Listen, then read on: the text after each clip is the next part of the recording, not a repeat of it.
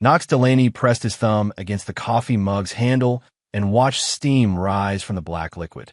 The freight yard sprawled beyond his office window, 18 employees already moving between the trucks and loading docks.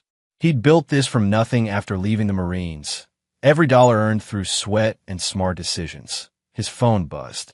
A text from Brielle, running late for lunch. Sorry, babe. Knox set the phone face down on his desk. Brielle had been running late for everything the past 3 weeks. Late for dinner. Late coming home from work. Late responding to his messages. He'd noticed the pattern, but hadn't said anything yet.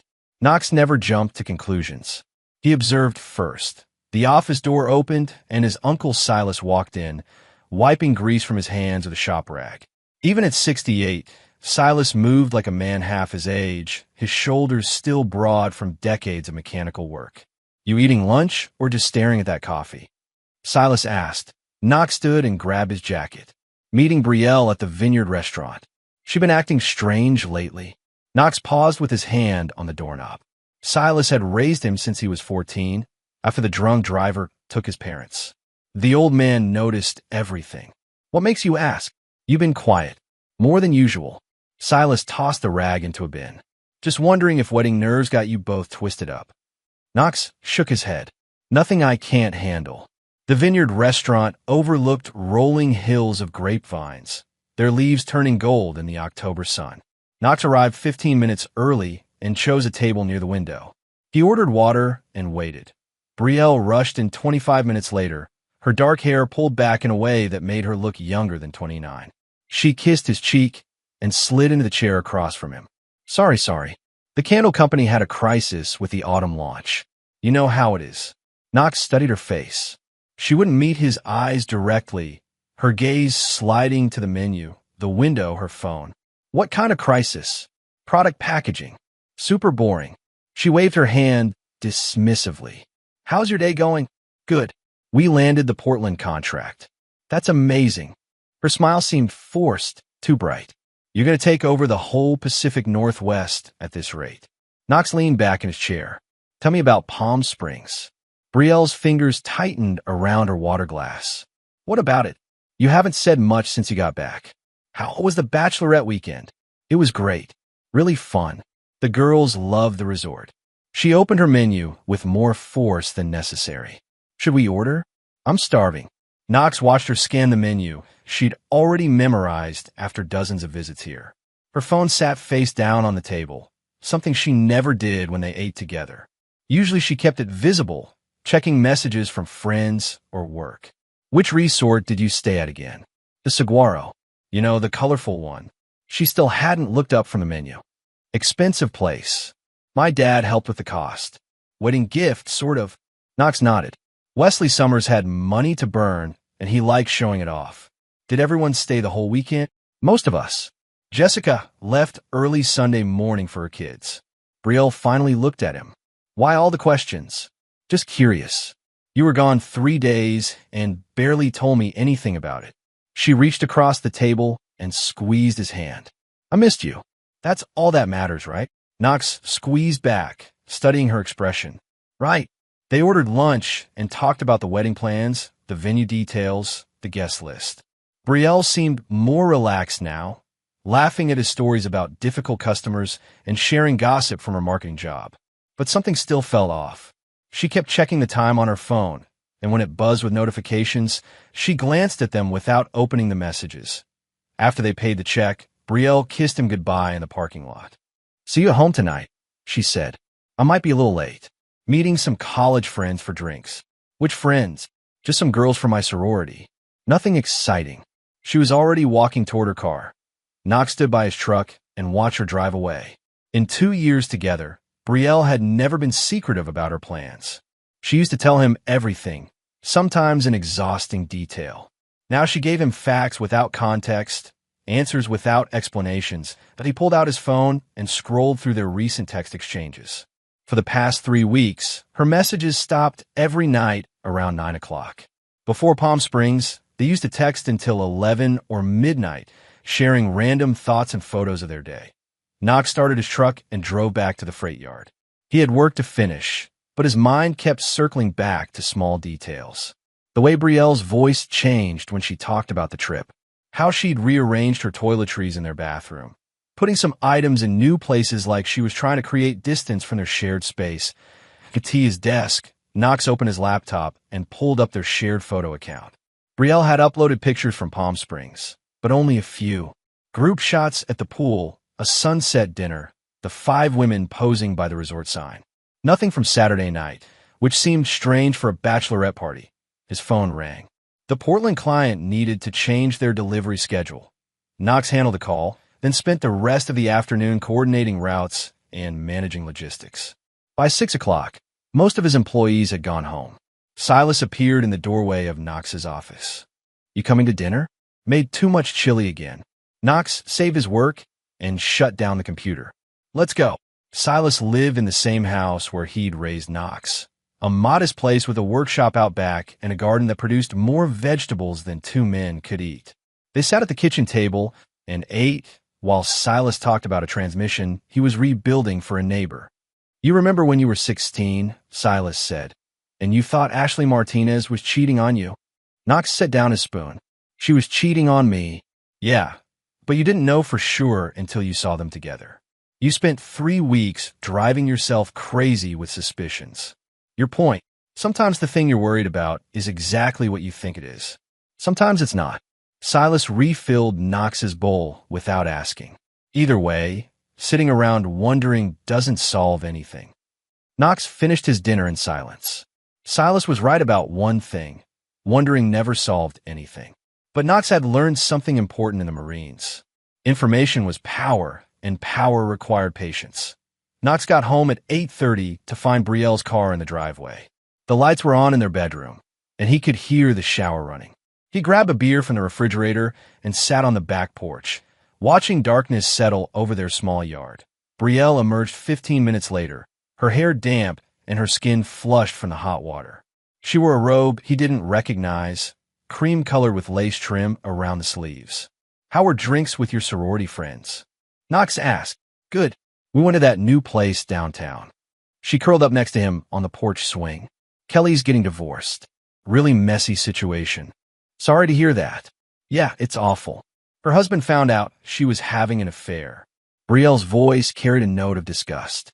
"I can't imagine betraying someone like that." Knox took a long drink of his beer.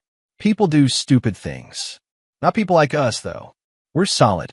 She leaned against his shoulder, and Knox wrapped his arm around her. Her hair smelled like expensive shampoo, different from what she usually used. He almost asked about it, then decided not to. They sat in comfortable silence for a while, listening to crickets and distant traffic. Brielle's phone buzzed once in her lap, but she didn't check it. "I love you," she said quietly. "Love you too." But as Knox said the words, he noticed how easily they came out. Automatic, like a reflex instead of a feeling.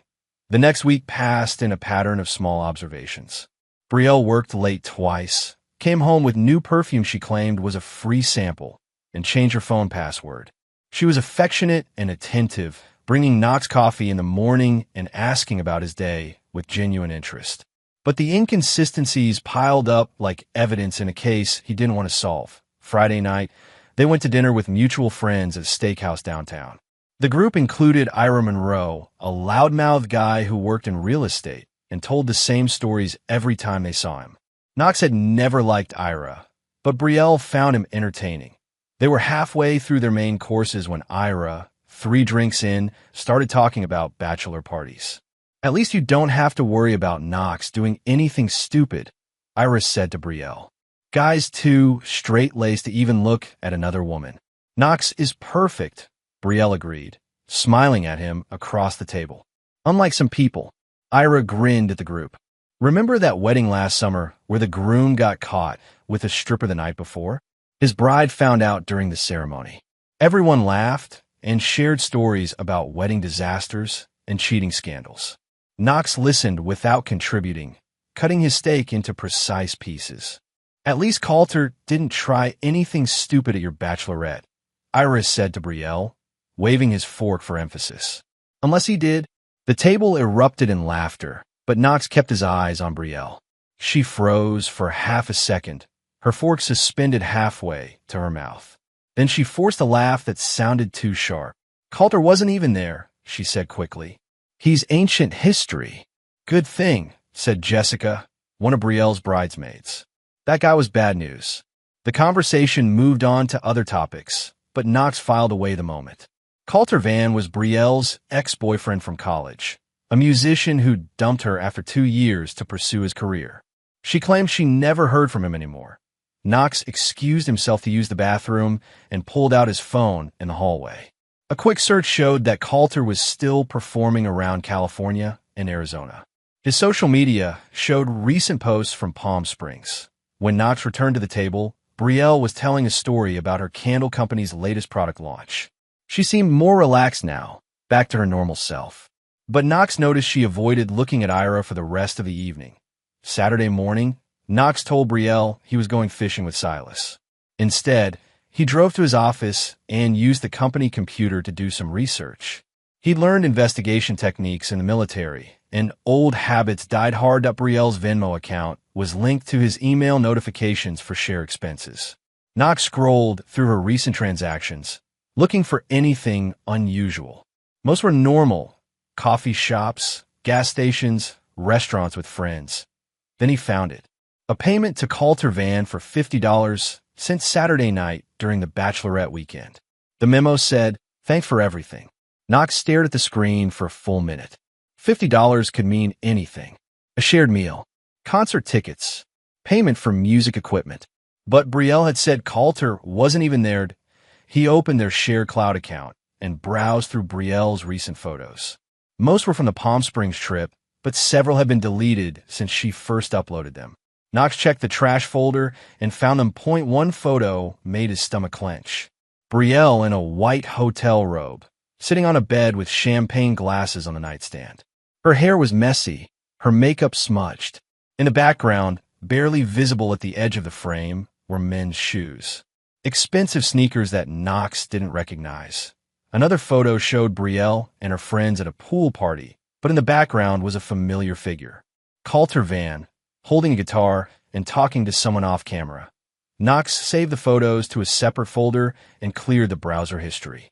He sat in his office chair and looked out at the empty freight yard, his mind working through the implications. Brielle had lied about Coulter being there. She'd paid him money for something. She'd been alone with him in a hotel room, wearing nothing but a robe. Knox's phone buzzed with a text from Brielle. "How's the fishing? Catch anything good?" He typed back, "Still waiting for the big one. Love you. See you tonight." Knox set the phone down and started his truck. He had enough information to confront her, but something told him to wait. Rushing into accusations rarely produced the whole truth. Better to let her think he suspected nothing, that he drove to the lake where he'd told Brielle he was fishing and spent 2 hours sitting on the dock, watching the water and thinking. By the time he got home, he'd made his decision. "How was fishing?" Brielle asked when he walked through the front door. "Peaceful," Knox said. "Didn't catch anything, but it was good to clear my head." She kissed him and went back to folding laundry. Knox watched her work, noting how natural she seemed. If he hadn't seen the evidence himself, he never would have suspected anything. "I've been thinking about the wedding," he said. "Oh, what about it? I want to make sure everything's perfect for you. No surprises, no problems." Brielle smiled. "It's going to be beautiful. Your uncle's so excited to walk you down the aisle. Silas is a good man. He taught me that loyalty is the most important thing in any relationship." "I agree completely." Brielle folded one of his work shirts with careful precision. "Trust and loyalty. That's what makes us work." Knox nodded and went to shower. Under the hot water, he let himself feel the anger for exactly 60 seconds. White-hot fury at being played for a fool, at having his trust broken by someone he'd planned to spend his life with. Then he turned the water cold and let the emotion drain away.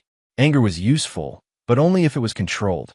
Knox had learned that lesson the hard way, watching his parents' killer walk away with a light sentence because the prosecutor let emotion cloud his judgment. When he stepped out of the shower, Knox was calm again. He had a plan forming in his mind, still rough around the edges, but growing clearer.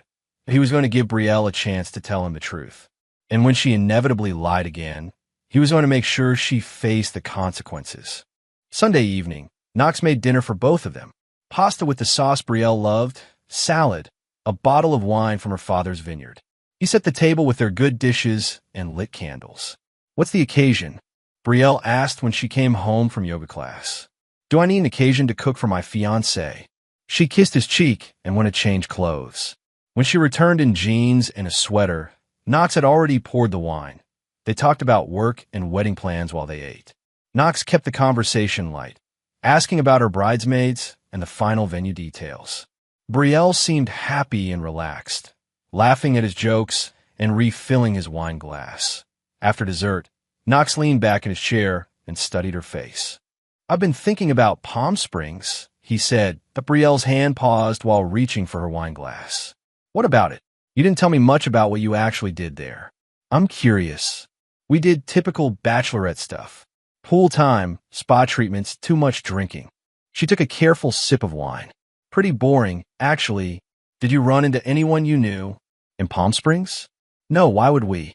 Knox nodded slowly. "Just wondering. Small world sometimes." "Not that small." Brielle started clearing the dishes. "Wanted to watch a movie?" "Sure." They settled on the couch to watch a comedy, but Knox barely paid attention to the screen. Instead, he watched Brielle laugh at the jokes and curl up against his side like nothing had changed. She was either an excellent actress or genuinely believed she'd done nothing wrong. When the movie ended, they went to bed. Brielle fell asleep quickly, but Knox lay awake staring at the ceiling. Tomorrow he would ask her directly about Coulter. Give her one final chance to tell the truth that, if she lied again, he would know exactly what kind of person he'd almost married. Monday morning, Knox waited until Brielle finished her coffee before speaking. "I need to ask you something," he said. She looked up from her phone. "What's wrong? You sound serious. Was Coulter in Palm Springs while you were there?" The color drained from Brielle's face. For a moment, she looked like she might deny it. Then her shoulders sagged. "How did you find out?" "That doesn't matter. What matters is that you lied to me." Brielle set down her coffee cup with shaking hands. "Knox, I can explain." "Go ahead." "He was performing at the resort. Pure coincidence. I didn't know he was going to be there." "What happened?" "Nothing happened. We talked for a few minutes after his set. Caught up on old times. That's all." Knox pulled out his phone and showed her the photo of her in the hotel room. "This looks like more than talking." Brielle's face crumbled. "Knox, please. It's not what you think." "Then explain what I'm looking at." Tears started down her cheeks. "We had a few drinks. I was drunk and emotional about the wedding. He walked me back to my room to make sure I was safe. In your robe, I spilled wine on my dress. I had to change." She reached for his hands, but Knox pulled them away. "Nothing happened between us. I swear on my father's life." Knox stood up from the table. "You paid him $50. For what? How do you know about that?" "For what, Brielle?" She looked down at her hands. "He bought drinks for our group. I was just paying him back." Knox walked to the kitchen window and looked out at their yard. Every explanation she gave felt rehearsed, like she'd been preparing for this conversation. "Look at me," he said. Brielle wiped her eyes and faced him. "Did you sleep with Caltervan in Palm Springs?" The silence stretched between them for 10 seconds. Then Brielle's shoulders sagged in defeat. "Yes." The word hit Knox like a physical blow, even though he'd been expecting it. Hearing the truth was different from suspecting it. "Why? I don't know. I was drunk and scared about the wedding, and he was there, and..." She started crying again. "It just happened." Knox felt something cold settle in his chest. "Just happened. It didn't mean anything. It was a stupid mistake. A mistake. Knox, please. I know how this looks, but we weren't married yet. Technically, it's not even cheating." Knox stared at her. "Technically. I mean, yes, it was wrong. I know it was wrong. But we weren't officially husband and wife yet, so it's not like I broke any vows." Knox turned away from her and walked toward the front door. "Where are you going?" Brielle called after him. Knox paused with his hand on the doorknob. In that moment, watching the woman he'd planned to marry try to rationalize her betrayal with legal technicalities, something fundamental died inside him. That was the moment she died to me, he thought. "I need some air," he said, and walked out. Knox drove around Ashland for 2 hours before returning home. His mind was clear now, focused on a single objective. Brielle had shown him exactly who she was. Now he would show her exactly who he was. When he walked through the front door, Brielle was sitting on the couch crying. She looked up at him with red, swollen eyes. Knox, I'm so sorry. I know how awful this must be for you. Knox sat down beside her. We need to talk about this. I'll do anything to make it right. Anything. Knox studied her face. The tears seemed genuine, but so had her lies. Tell me what happened. Everything. Brielle took a shaky breath. We had drinks after his set. I was drunk and emotional about the wedding, and he was being so understanding. One thing led to another, and we ended up in my room. How long? It doesn't matter. How long, Brielle? Most of the night. She covered her face with her hands. But it didn't mean anything. It was just sex. Just a stupid, meaningless mistake. Knox felt that cold sensation spreading through his chest again. Meaningless. Coulter means nothing to me. He never did, even when we were together in college. You're the man I want to marry. You're the one I love. She reached for his hands, and Knox let her take them. I was scared about the wedding, she continued. About becoming a wife, about all the responsibility. I panicked and did something incredibly stupid. But it's over now. It will never happen again. Knox looked into her eyes. I forgive you. Brielle's relief was immediate and overwhelming. She threw her arms around his neck and sobbed against his shoulder. Thank you, she whispered.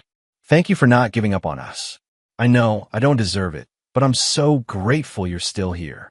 Knox held her while she cried, stroking her hair and making soothing sounds. Inside, he felt nothing but cold calculation.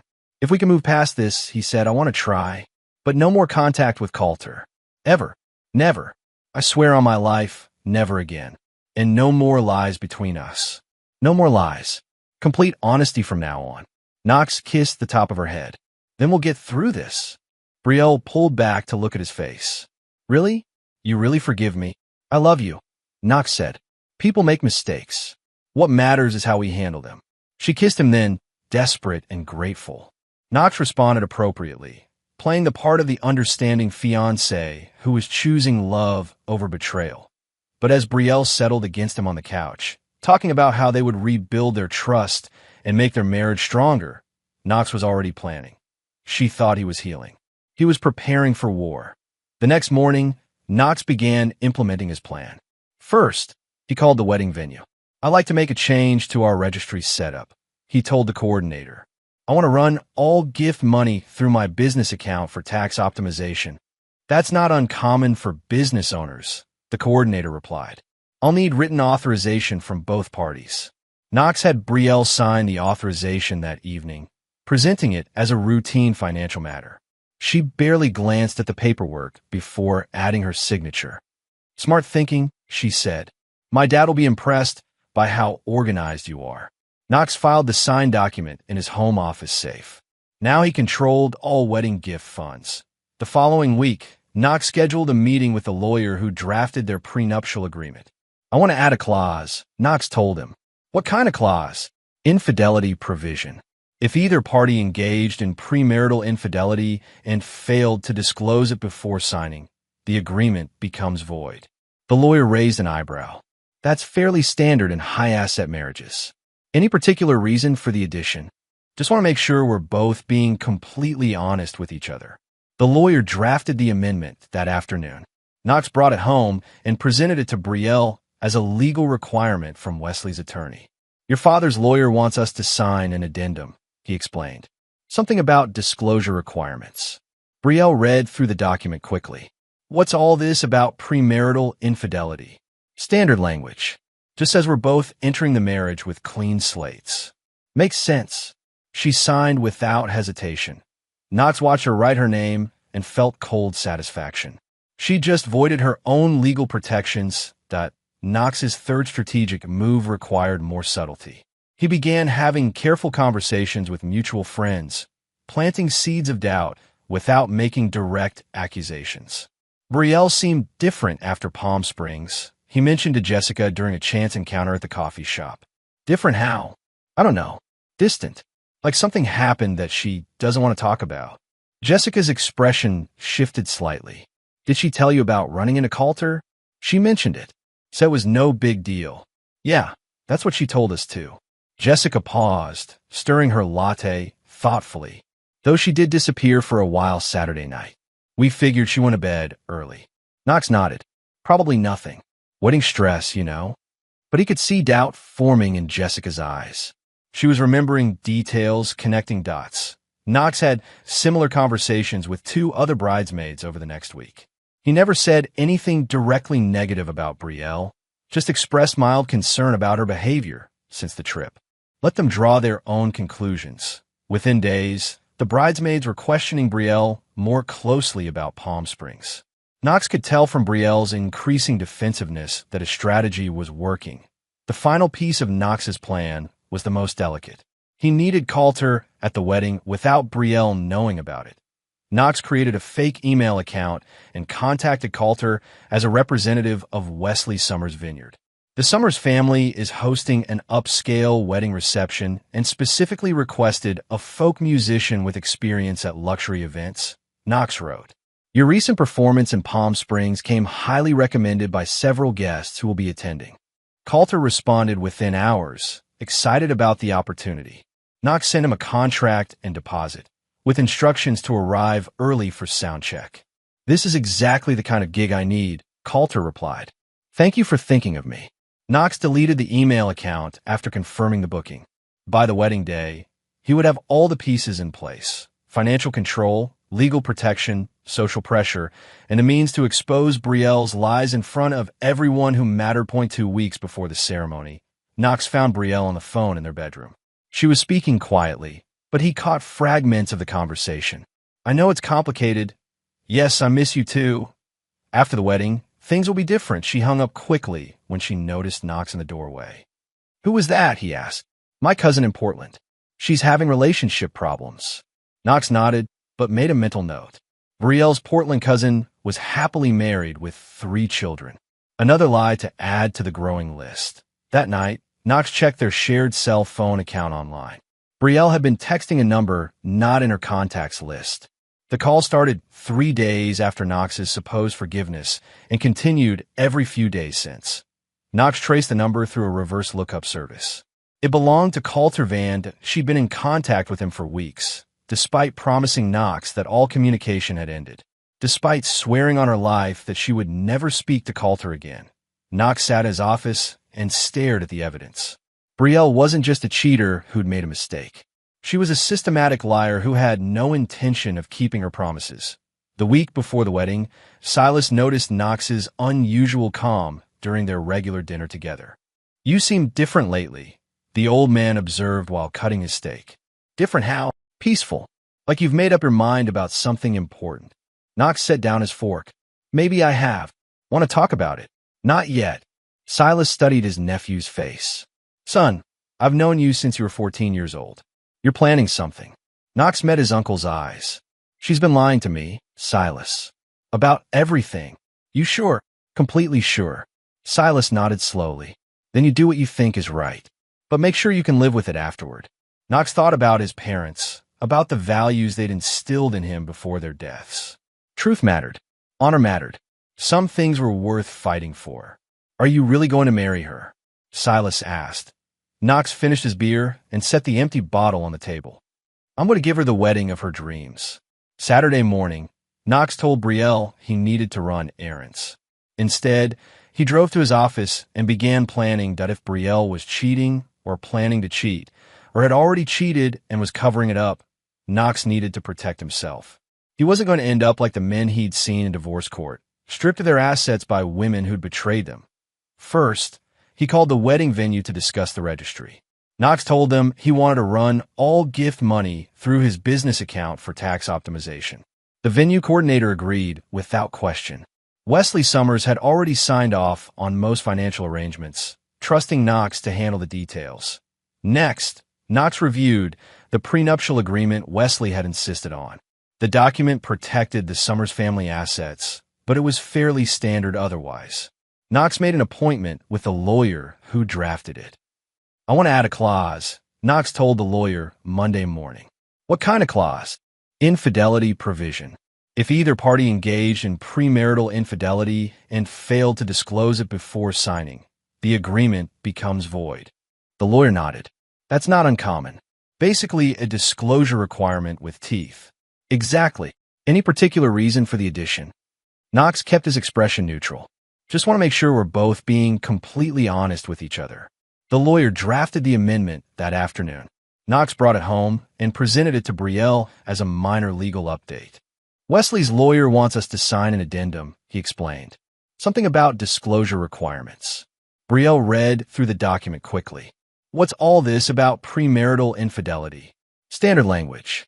Just says we're both entering the marriage with clean slates. Makes sense. She signed without hesitation. Knox watched her write her name and felt a cold satisfaction.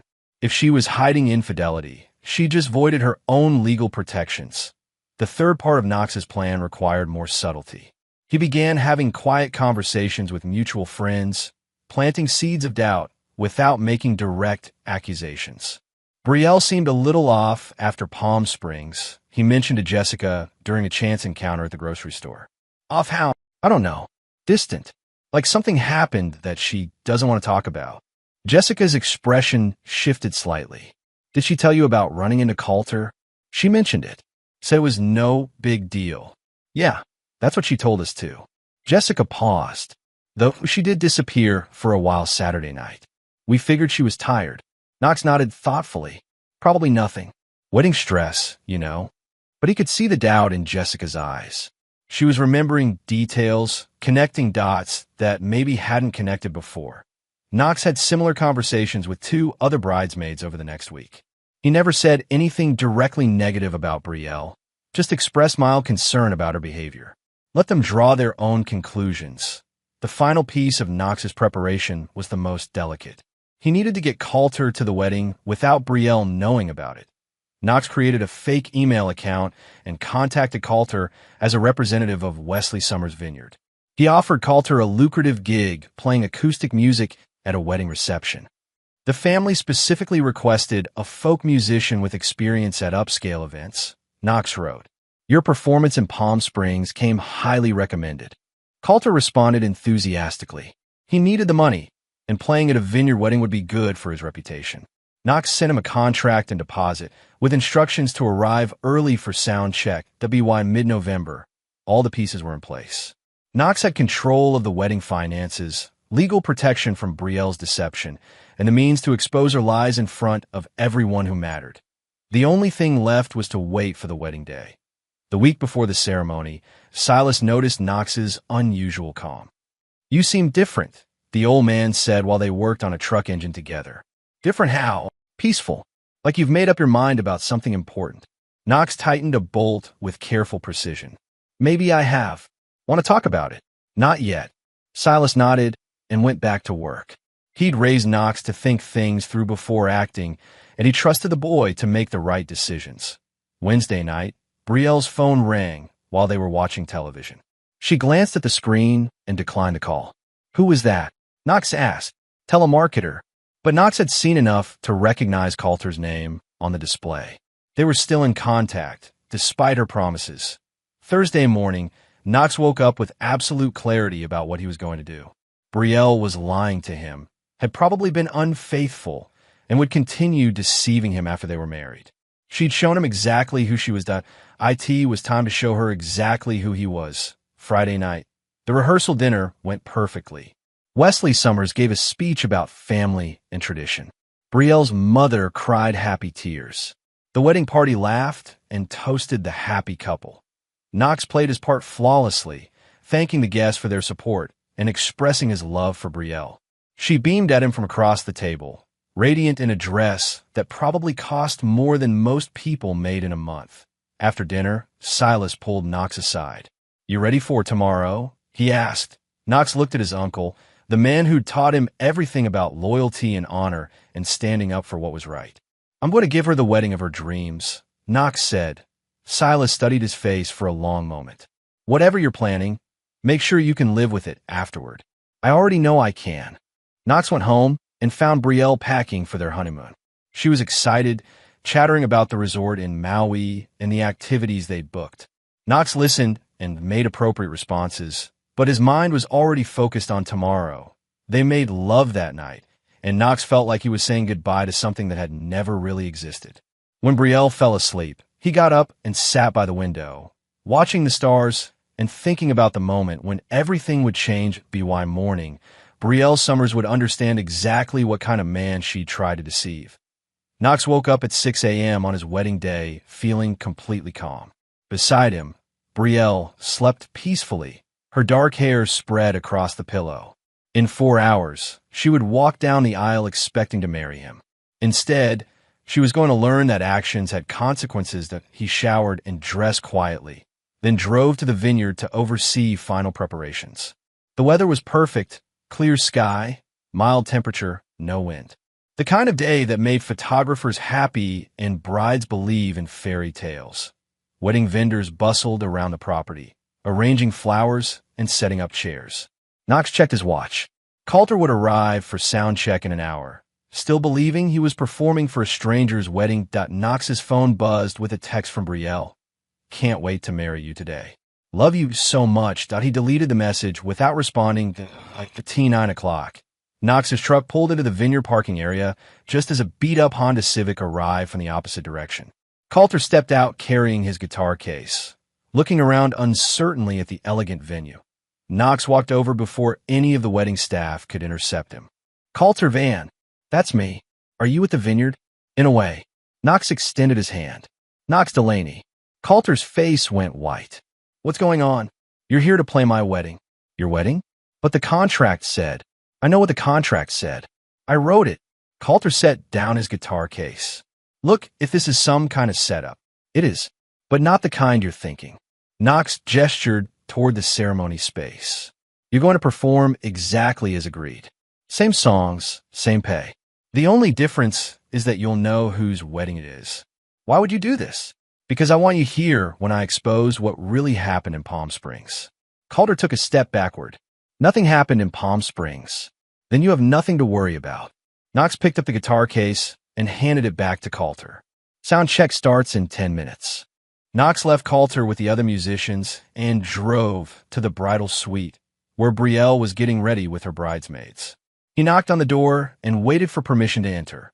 Brielle sat in front of a mirror while a makeup artist applied the final touches. She looked stunning in her wedding dress, every detail perfect from her styled hair to her pearl earrings. You're not supposed to see me before the ceremony, she said, smiling at him in the mirror. I wanted to give you something.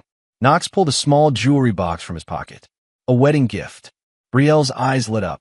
You didn't have to do that. Open it.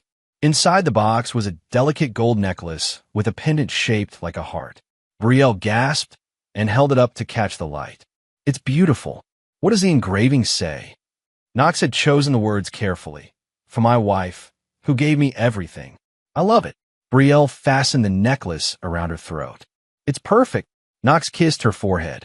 See you at the altar.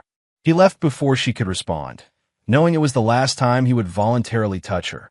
Guests began arriving at 11 o'clock. Knox greeted them in his black tuxedo, accepting congratulations and playing the role of nervous groom.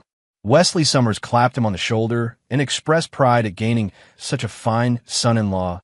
Knox's employees had been given the day off to attend, and they mingled with Brielle's family and friends on the vineyard terrace. Everyone commented on how perfect everything looked, how lucky Knox and Brielle were to have found each other. At 11:30, Knox found Silas adjusting his tie near the ceremony space. You clean up good for an old mechanic, Knox said. You sure about what you're doing? Silas asked quietly. Completely sure. Then I'm proud of you. Your parents would be too. Knox felt a momentary tightness in his chest. His parents had believed in justice, in doing the right thing, even when it was difficult. They would have understood what he was about to do. The string quartet began playing at exactly noon. Knox took his position at the altar with the officiant, a local pastor who'd known the Summers family for decades. Wedding guests found their seats, cameras ready to capture the perfect moment. Knox checked his jacket pocket and felt the envelope containing printed screenshots, text messages, and a notarized statement he'd obtained that morning. Everything he needed to end this charade. The music changed to signal the processional. Bridesmaids began walking down the aisle in their soft pink dresses, each carrying a bouquet of white roses. Knox watched them approach with detached interest, noting which ones avoided his eyes. Jessica was the matron of honor, and she looked nervous as she took her place at the altar. She knew something was wrong, but couldn't identify what. The music swelled, and every guest stood as Brielle appeared at the back of the aisle. She was radiant, glowing with happiness as she began her walk toward marriage. Wesley Summers escorted her with obvious pride, his chest puffed out like a peacock. Knox watched them approach and felt nothing. No love, no regret, no second thoughts. Just cold determination to see this through. Brielle reached the altar and kissed her father's cheek before taking Knox's hands. Her eyes were bright with tears of joy, and her smile could have powered the vineyard. "You look beautiful," Knox said, and meant it. She did look beautiful. Too bad it was all built on lies. The pastor began the ceremony with words about love and commitment, about the sacred bond between husband and wife. Knox listened without hearing, his attention focused on the moment when everything would change. "Marriage is a promise," the pastor said, "to love and honor each other through all of life's joys and challenges." Knox thought about promises and how easily Brielle had broken hers, about honor and how she'd thrown away for one night with her ex-boyfriend. The pastor reached the exchange of vows. "Knox Delaney, do you take this woman to be your lawfully wedded wife, to have and to hold, in sickness and in health, for richer or poorer, for better or worse, until death do you part?" Knox looked at Brielle's expectant face, at the crowd of witnesses waiting for his answer, at the life he was about to destroy. "No," he said clearly. "I don't." The collective gasp from the guests sounded like air being sucked out of the world. Brielle's face went from joy to confusion to horror in the space of a heartbeat. "Knox?" she whispered. Knox turned to face the assembled guests, his voice carrying easily across the silent vineyard. "This isn't a wedding," he announced. "It's a reckoning." He pulled the envelope from his jacket and handed it to the pastor. "Inside you'll find evidence that my supposed bride engaged in infidelity and then lied about it repeatedly." Brielle grabbed his arm. "Knox, stop. Please." Knox gently removed her hand. "The evidence includes text messages between Brielle and her ex-boyfriend Coulter Van, photographic proof of their encounter in Palm Springs, and a notarized statement from Mr. Van confirming they engaged in sexual relations during her bachelorette weekend." The crowd erupted in shocked murmurs. Brielle's mother let out a cry of dismay. Wesley Summers stood frozen, his face turning red with rage. "Furthermore," Knox continued, "by failing to disclose this infidelity before signing our prenuptial agreement, Brielle has voided all financial protections that document provided." He turned to Wesley. "Sir, you'll find that your daughter just forfeited her legal claim to any marital assets, including the wedding registry funds that I now control through my business account." Wesley stepped forward. "This is preposterous. Brielle would never." "Ask her yourself," Knox suggested. All eyes turned to Brielle, who stood in her wedding dress looking like she might collapse. Tears streamed down her face, ruining her makeup. "Is it true?" Wesley demanded. Brielle opened her mouth, but no words came out.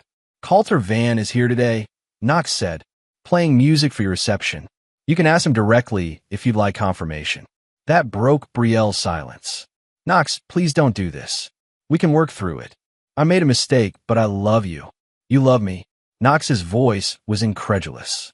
"You had sex with your ex-boyfriend during your bachelorette party, lied about it for weeks, continued communicating with him after promising you wouldn't, and lied about your whereabouts as recently as last Friday night." Each accusation hit like a physical blow. Brielle actually staggered under the weight of them. "That's not.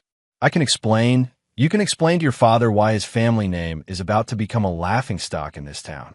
Knox stepped down from the altar. "You can explain to your bridesmaids why they wasted their money on dresses for a ceremony that was never going to happen.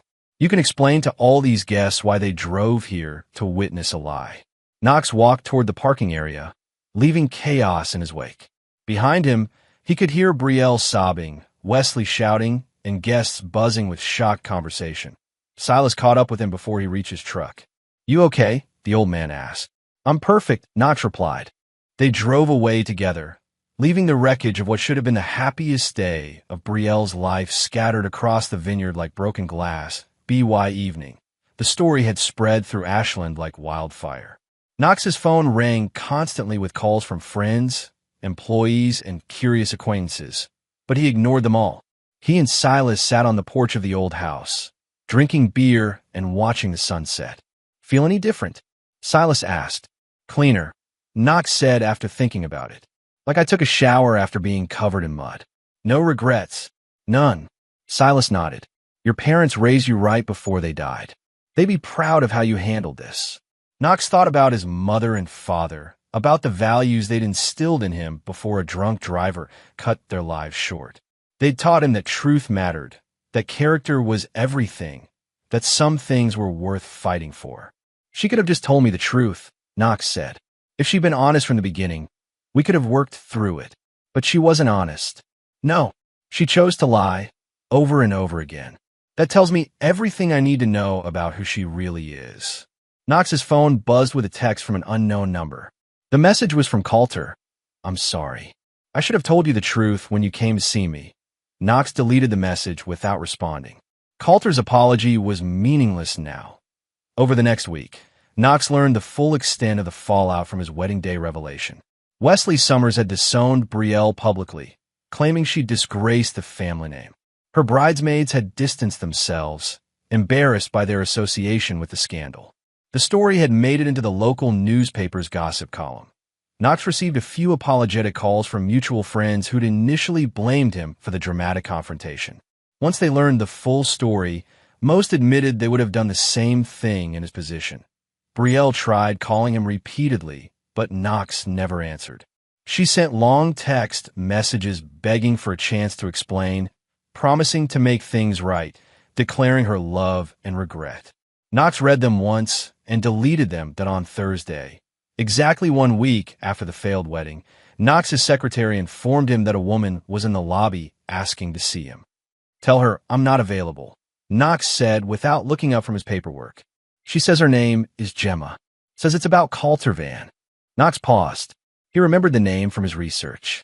Gemma was Coulter's girlfriend, a photographer who lived in Portland. "Send her up." Gemma turned out to be a petite redhead with intelligent eyes and a firm handshake. She sat across from Knox's desk and studied him with obvious curiosity. "I wanted to thank you," she said without preamble. "For what?" "For exposing what really happened in Palm Springs.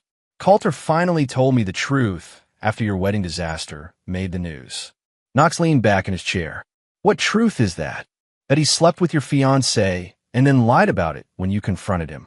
Gemma's voice was steady, but Knox could see the hurt in her eyes. "I've been wondering why he was acting strange lately. Now I know. I'm sorry you got caught in the middle of this." "Don't be. I'm better off knowing what kind of man I was dating." Gemma stood up. "I just wanted you to know that some good came from your dramatic gesture. You saved me from making the same mistake you almost did." After she left, Knox sat in his office thinking about unintended consequences. His wedding day confrontation had been about justice and truth, but it had also prevented other people from being deceived. Maybe that was worth something. 6 months later, Knox stood in his expanded office overlooking the Seattle shipping district.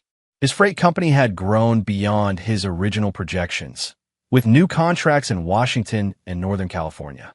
Success had a way of following men who made hard decisions and stuck to their principles. His personal life remained deliberately simple. He'd gone on a few dates with women who understood his situation, but nothing serious had developed. Knox wasn't sure he was ready to trust someone with his heart again, and he refused to waste anyone's time pretending otherwise. Silas visited every few weeks, proud of Knox's business success, but more interested in his emotional recovery. The old man had been through his own share of betrayals and understood that healing took time. "You're not bitter," Silas observed during one visit. "That's good. Bitterness eats a man from the inside." "I'm not bitter," Knox agreed. "I'm careful." Knox had heard through mutual acquaintances that Brielle had moved to Boise to live with her aunt. Her marketing career had effectively ended when the scandal made her unemployable in Ashland's small business community. Her last social media post had been cryptic, "Some lessons come too late." Knox felt no satisfaction in her downfall, but no sympathy either. She'd made her choices and lived with the consequences, just like everyone else. One evening in late spring, Knox was working late when his phone rang. The caller ID showed Gemma's name. "I hope you don't mind me calling," she said. "I got your number from my contact at the Portland shipping company." "Not at all. How are you doing?" "Good. Really good, actually. I started my own photography business, and it's taking off faster than I expected." "Congratulations. I was wondering, would you be interested in having coffee sometime? I'm driving through Ashland next week for a client meeting." Knox considered the offer. Gemma was attractive, intelligent, and had shown good judgment in how she'd handled the Coulter situation. She understood betrayal and wouldn't judge him for his trust issues. "I'd like that," he said. "Great. How about Thursday afternoon?" After they hung up, Knox looked out his office window at the city lights. 6 months ago, his life had exploded in spectacular fashion. He'd lost his fiancée, his wedding, and his faith in romantic love, but he'd kept his integrity, his business, and his self-respect. Most importantly, he'd learned that some people were worth trusting and others weren't. The trick was figuring out which was which before it was too late. Knox locked up his office and drove home through the quiet streets of Ashland. Tomorrow would bring new challenges and opportunities. Just like every other day, he was ready for whatever came next. Knox never spoke publicly about what happened at his wedding. When people asked, he simply said that sometimes the truth was more important than convenience. Those who knew him understood that he'd acted with honor in an impossible situation. Brielle's name became a cautionary tale in certain circles. What happened when someone confused forgiveness with stupidity, when they mistook patience for weakness? Knox had given her every opportunity to tell the truth, and she'd chosen deception instead. In the end, the story wasn't really about revenge. It was about consequences, about the price of dishonesty, about what happened when someone finally said enough. Knox Delaney had learned that closure wasn't always about conversation or forgiveness. Sometimes it was about silence, about walking away, about refusing to accept less than he deserved. Some people called him cold. Others called him smart. Knox called it justice.